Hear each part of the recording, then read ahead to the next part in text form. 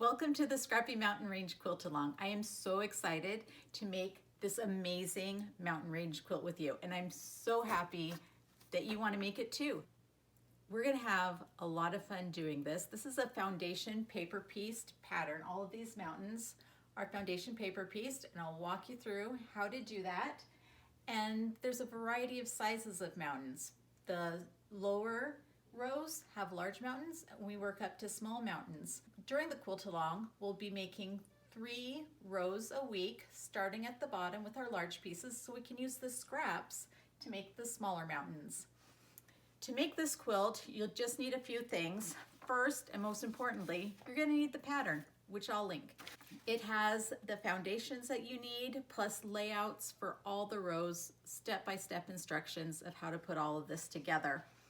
You are also going to need basic quilting materials. You're going to need a rotary cutter, a mat, and a variety of rulers. You're going to need long rulers for cutting the strips, long strips. You'll need some smaller rulers for trimming and cutting squares that you might not want to use this large one for. And you'll need a narrow ruler, would be nice for trimming the foundations. I also recommend an add a quarter ruler. I'm going to talk about this ruler in another video, but it just makes trimming and making the foundation paper piece blocks really easy.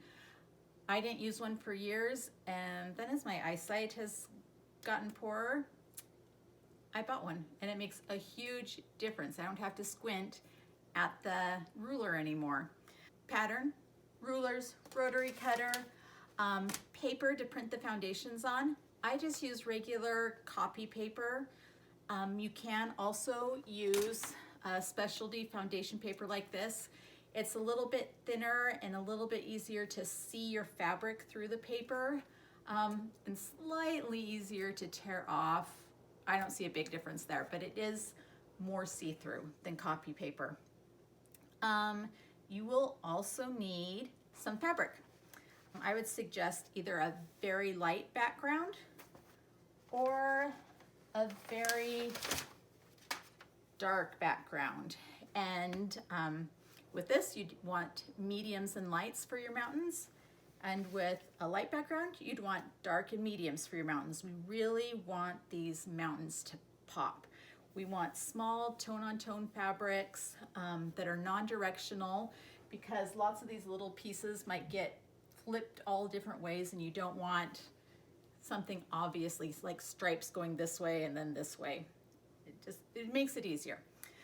Okay, all of the fabric requirements are listed in the notes and obviously in the pattern, so you can start gathering those now.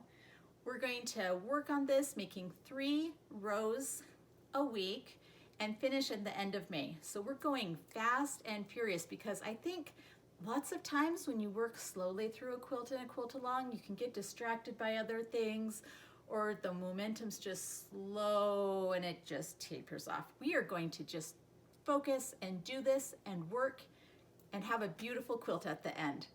I want that for you. I don't want this to be another leftover project in your sewing room. That is it. I will have more videos in the coming weeks where we'll go over, next week we'll go over fabric choices more in depth, and in the coming weeks we'll talk about foundation paper piecing and go over some tips and tricks for that.